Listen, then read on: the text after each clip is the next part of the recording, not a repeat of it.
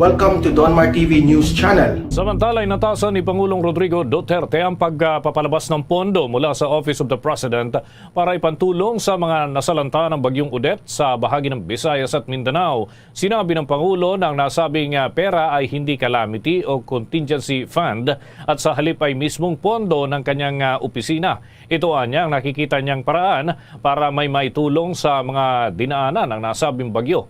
Kinausap na rin niya ang Department of Budget and Management para makahagila pa ng karagdagang pondo. Tiniyak din ng Pangulo sa mga mamamayan ng nasalanta ng Bagyong Odette na ginagawa ng gobyerno ang lahat ng kanilang makakaya para matulungan ang mga nasalanta ng naturang sama ng panahon. Narito pang patuloy na pahayag ni Pangulong Duterte.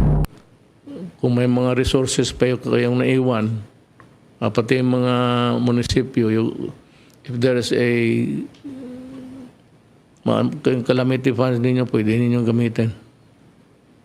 Ngayon na, pagbigay na ninyo, total, if it's a money intended for another purpose, you can always replace it. I said, give me until or before. It's before or until Friday. Pwede na. Friday na ko. I assure you that it will be given this week. At the very least, yung pinakamabilis na paraan. Ito hong galawan ni Bongbong Marcos na mukhang hindi lang politika ang kanyang napaghandaan, pati kalamidad na paghandaan din. Alam niyo bakit? Kasi siya yung napakabilis na nakapag-organisa ng mga tao para makatulong at makapagbigay ng ayuda sa mga biktima ng typhoon. At maliban dyan, meron pang pera na kaya sinasabi kong napaghandaan din. Kahit na hindi natin alam kung kailan ang kalamidad. Kasi yung pagpo-provide ng milyon-milyon na pagkain at saka pera ay hindi ganun kadaling ipamigay. Pero nagawa na ho niya dahil nga ho sa kanyang personal na pagtulong. Pangalawa, ito nga pong galawan at pagtulong ni Bongbong Marcos, isama rin natin si Sara dahil sila ang tandem. Mukhang itong tandem na ito, hindi lang po eleksyon sa Mayo 2022 ang pinaghandaan, pati kalamidad nakahanda rin sila. Dahil napakabilis ng kanilang pagbibigay ng ayuda, na relief goods at saka pera.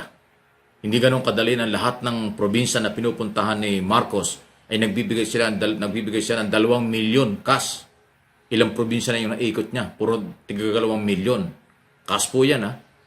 Pagkatapos, yung mga relief goods, milyon din po ang halaga. So yun ang aking sinasabing, hindi lang yung politika, kundi pati kalamidad na paghandaan nila. At yan po yung advantage nitong si Marcos kasi meron silang ginagamit na private plane. Aeroplano na anytime pwedeng lumipad at makapunta sa mga lugar kung saan yan. Alam nyo, si Congressman Martin Romualdez, first cousin yan. Pamangkin ni Imelda yan. May sarili po yung eroplano, 2 yata kung di ako nagkakamali. At may mga kaibigan yan, may sariling eroplano. Naalala ko ng 2016, isinakay pa ako ni Congressman Romualdez dun sa eroplano ng kanyang kaibigan, dinala kami sa Davao. So ganun kadali, anytime pwede magbiyahe. At ngayon, yan din ang posibleng ginagamit ni Marcos. Hindi ko alam kung si Bongbong may sariling eroplano. Pero yung kanyang pinsan, si Martin, Congressman Romualdez, may sariling eroplano yan. Na yan ang nagdadala sa kanya. Kung inyong magunita doon sa mga video, picture na kung saan ay namimigay sila ng pera, laging kasama si Congressman Romualdez ni Bongbong Marcos. Kaya pwedeng yung kanyang eroplano ang ginagamit sa paghahatid ng ayuda. Napakaganda niyan. Yan ang dahilan kung bakit sinasabi ko ang advantage nila sa ibang politiko ay napakalaki. May pera na, may manpower pa, at may sariling sasakyan na pwedeng lumipad. Hindi katulad ng ibang presidential candidate, abay walang eroplanong sarili mga yan. Maaaring mag-aarkila pa. Kung wala kang ma-arkila, di ba kaya hindi? Mahirap yung gano'n. Kasi pag mag-aarkila ka, i-schedule pa yun eh. Hindi katulad ng sarili, anytime pwede lumipad yan, kahit gabi. Yun ang malaking pagkakaiba nitong presidential candidate na si Marcos. Yung pera, hindi ko alam kung saan galing, basta siya namimigay ng pera at malaking tulong yun. Sa panahon ito, hindi na kailangang alamin kung saan galing ang pera. Ang mahalaga ay merong on the spot na tulong sa mga biktima ng kalamidad, pera at pagkain, at iba pa. So kung nakahanda sila dito sa kalamidad, nakahanda rin sa eleksyon, matibay ang sandalan, matibay ang pundasyon, at pwedeng pagkatiwalaan ng maraming botanteng Pilipino. At alam nyo, sinabi ko na sa unang mga video ko, ang maganda ang ginawa at mabilis na tulong ng presidential candidate, hindi makakalimutan ng botante. Malaki ang posibilidad na makukuha niya ang mga botante Luzon, Visayas, Mindanao dahil nakita yung kanyang mga paggalaw. Hindi ko sinasabi nangangampanya sila at ginagamit yung kalamidad. Hindi. Ang sinasabi ko sa aking sariling interpretation, opinion, analysis sa isyong ito, nakahanda silang magbigay ng tulong. At kung ano ang kapalit niyan, wala naman silang hinihiling. Bahala na ang mga botante dahil mag-i-eleksyon. Ganun po ang dating. Kung yung ibang kandidato, wala akong magagawang ganyan. O puro press release lang, o kung meron man ay kulang na kulang, hindi gaano mararamdaman yan. Ayun hong pera at relief goods, napakalaga niyan sa mga biktima. Pag yan ay nakatanggap ng ganyang kalaking pera or pagkain, ay talagang habang buhay na nilang hindi makakalimutan. Ilang araw na lang, o linggo, o month na lang, 4 months na lang, eleksyon na. So hanggang sa eleksyon, madadala ang kabutihan, madadala ang pundasyon ng pagmamalasakit sa kapwa. So huwag magtatampo yung ibang mga kandidato, o hindi ko nababanggit. Alam ko, gumagawa rin kayo ng tulong, hindi lang ganun katindi kumpara kay Marcos. Dahil si Marcos nga po, nasa kanya ang lahat ng kapabilidad.